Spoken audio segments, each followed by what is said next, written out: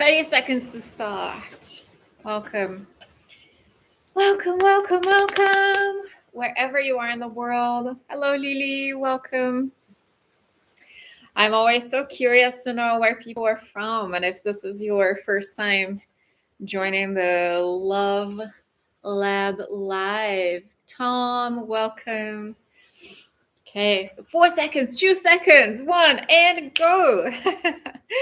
All right, so today, and I'll introduce you are picky in relationships or about what you expect of your partner or people in your life, but maybe you are just healing. So this conversation today is just 15 minutes, and it's a part of a larger series on dating and the nervous system. And we're covering dating patterns, dating anxiety, swipe culture to bring you reflection, but also to bring you opportunity to feel normalized, I guess, that the experiences that you deal with on a day-to-day basis are not just you, and that you can come back to your own wisdom before listening to this, before listening to your friends' thoughts, your married friends' thoughts, your single friends' thoughts. So would you say you are picky? Like, raise your hand, wave, give me your favorite emoji if you're like, yeah, I've been called picky before. Or sometimes I think and I wonder if my standards are too high. And then we'll talk about what standards really are. Yeah, sorry. Have I heard that before? I know I've heard that a lot of times. And also that I'm really hard on myself. So I think, and our criteria evolves over time with dating, with love. And when we are on a healing journey, which all of us here are, it's a question of what will support that growth, what will support my path, what really adds to my life. We can see these things from the mouth out. I suppose that's how we say in Portuguese. We can say it just as words, but we could really reflect on, yes, we have invested so much time in healing. We have invested so much time in recognizing early trauma, late trauma, recent trauma, and the person and the people that walk into our lives really impact us greatly. And our partner, for sure, is the person that would impact us the most if that is the person that we're spending the most time with, that we're making life choices with. So I think it's great to be single. I tell people this all the time when they're coming to singles events that I host in 35 cities in the world, with connection games, a lot of authentic relating based tools and methodologies.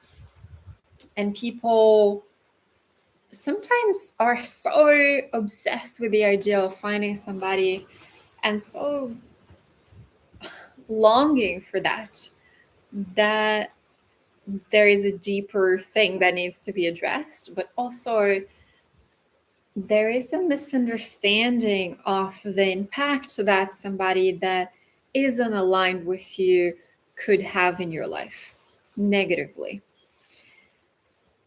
We are all walking each other home.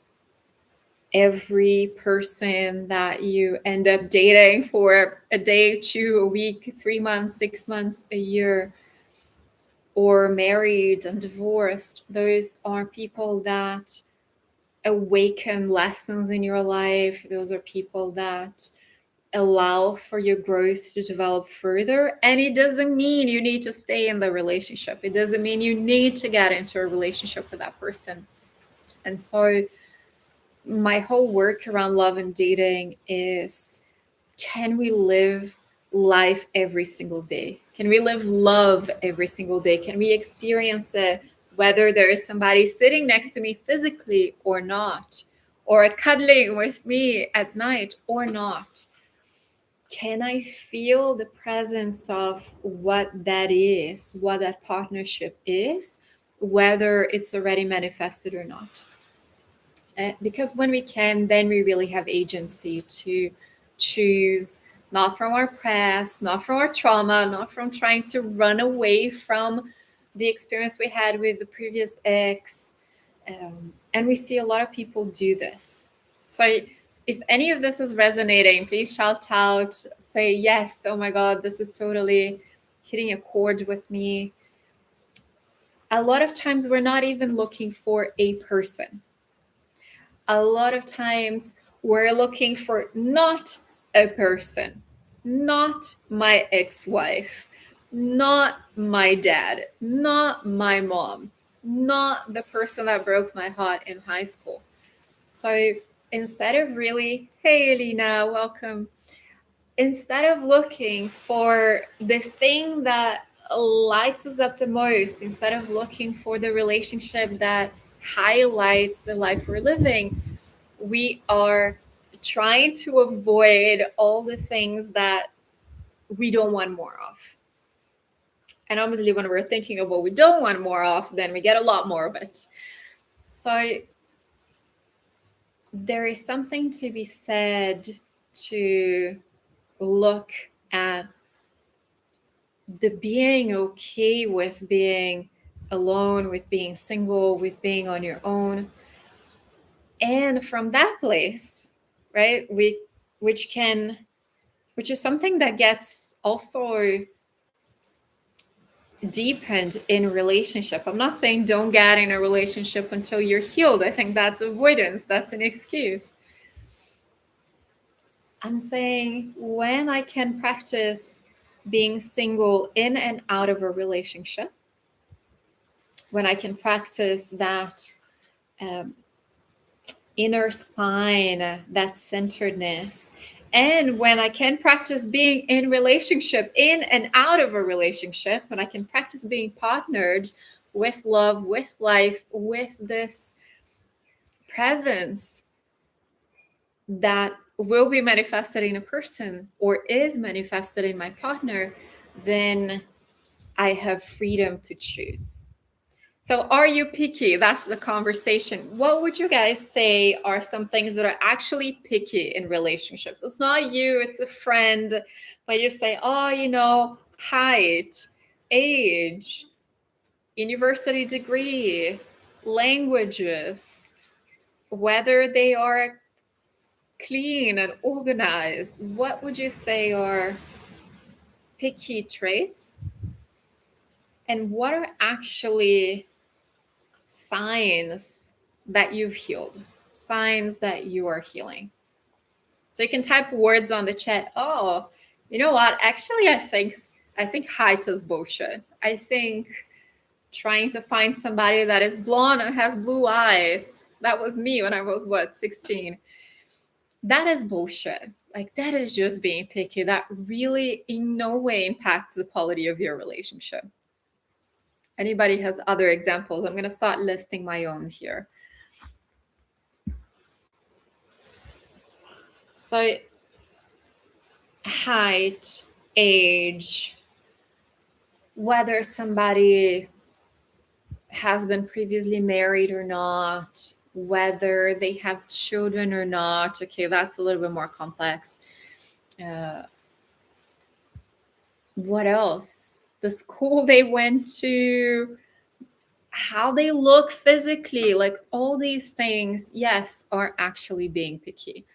They are superficial expressions of things that are deeper and real. So when I'm like, oh, this person needs to look a certain way, they need to have a certain height, they need to have, etc., the qualities that you're placing on that list of yours of impossible traits for a partner, there is something truer underneath. There is the desire for mutual passion and attraction, right?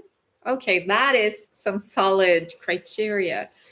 Or when people tell me, and this is the number one question people ask me before they come to any of my singles events in Europe, in South America, in North America, across the world. This is a question that I get the most, and that is, what is the average age of people that come to your events? And age is a picky criteria, right? Because I could pair you up, or we could bring together a group of people that all are in their 40s, or all are in their 20s, or all are in their 50s. And they're disrespectful, dysregulated, have no purpose in life. And that doesn't quite add up to what you're looking for, right? So the deeper, again, what is the deeper layer of somebody that is telling me they want to meet somebody that's older? Oh, wow, they want a relationship that's based in maturity, clear communication. They want someone who has really taken the time to understand themselves, that is self-aware. And so I really want to distinguish what is being picky from what it is to be healed and to be healing.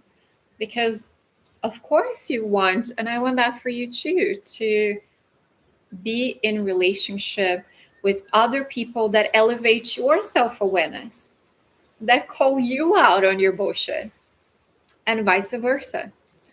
Of course it makes sense to want to be in a relationship of equals. And that could be where your health is number one priority for you. Longevity is number one priority for you. You want to be able to enjoy and appreciate life. Healing. Yeah, I want somebody who really values life and health in the same way that I do. But the outer shell of what that looks like, whether the person has a six pack or not, whether the person is your height or not, whether the person is your level of fitness or does the sport that you do, most likely is being picky.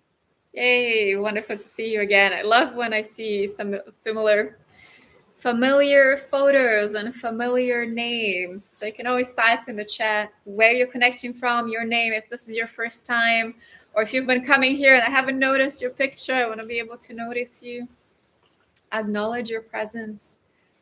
So no, it is not being picky to want an environment for your life. And again, for those of you that arrived in the last couple of minutes, to want an environment for life that is extremely aligned with the environments that you have been creating for yourself. Hey, you've been building this beautiful garden, you've been nourishing this beautiful garden, and there is compassion, self-compassion that you've learned to develop. There is kindness, love, there is discipline, there is,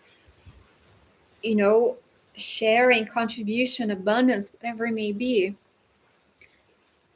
It makes sense that you would attract and that you desire to attract somebody that matches you on that level. What happens and can happen is that we're mistaken those high standards, the standards for a healthy relationship, with, how do I put this? Just not shallow criteria. I really don't have other words for it. With a superficial layer of what it looks like. Because yes, I have a real need and a real desire for ongoing, growing passion in my relationships. And I assume, and I've experienced in the past, that comes with somebody that looks a certain way, or with somebody that dresses a certain way, or has a particular type of job, or lives in a particular country. But there is a whole infinite array of other manifestations that would result in that fiery passion and fiery growing passion that is also cultivated. It's not something that happens. It's something that you give the playbook to the other person, they give the playbook to you, and you're kind of playing together. And I'm just using here attraction as one of the criteria and one of the examples.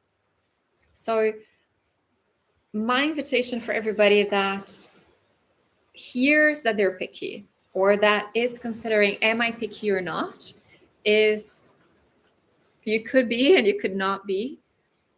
If you are looking at the deeper qualities that could show up in multiple ways, if you're looking at stability, consistency, that could show up as a whole bunch of different things, could show up as somebody that continuously stands up before they fall, could show up as somebody who is already, wealthy or stable financially, could show up as somebody who has a trajectory of building, then yes, you're healing. It has nothing to do with being picky, and you can really shut down the voices inside of you and around you that say otherwise. But if you are still crystallizing or blocking and locking that value, that need, that desire in a particular form that you've seen before, right? Like, I need water. Yes, but there is ice water, there is warm water, there's tea, there's streaming waters, there are so many types of water. And because you've known one, you want that type, or because you've had a bad experience with a particular type of water before, you do not want that type. Could we be willing to let life surprise us while holding these really high standards for the person that is the closest to us, that would really impact our life and our relationship to other areas of our lives so greatly? So thank you for being here. I'm going to pause us here now. These lives are super short. They're only 15 minutes. We're doing them every single day until the 17th of February. I'll give you the theme for tomorrow. Also, I really want to carve just a tiny little moment to say thank you for all of you that made donations in the last few days. It is such like an easy way to share joy, to share appreciation. It just means so much, regardless of the value. And I got like a $1.99 donation dollars, and it's so beautiful to know that you've taken the time and a little bit of your money to just say, this was valuable to me. And the same goes for everybody that is sharing in the comments, that is sharing with your friends that this is happening. The theme for tomorrow is also around dating anxiety. So we're shifting from dating patterns today to dating anxiety tomorrow. And we're talking about why your body treats dating like it's danger. Right? So we're going to talk about endangerment cycles. I'm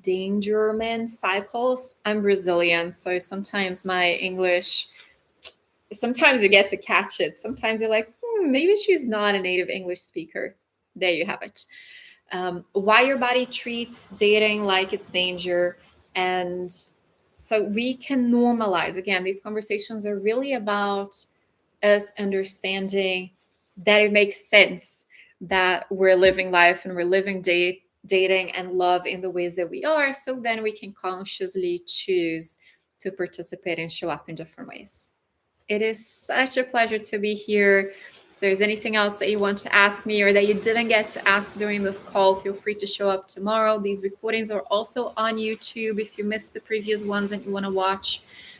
Or you can reach out to me and slide into my DMs for actually just to have a conversation about what you were dealing with. Like, I really love hearing what you guys, why this matters to you. And there's so many of us, I'd say crying silently, true, but just holding grief and holding longing and holding disillusionment around love alone. And I'll tell you, as somebody that facilitates spaces for hundreds of people in 5 continents, and that has had conversations with thousands of people around love, there's very little that you could tell me that would surprise me. And the pain that you're feeling that feels so personal is part of our collective minds right now. So sending you so much love, a tight squeeze of into your heart, and I will see you tomorrow. Thank you for being here.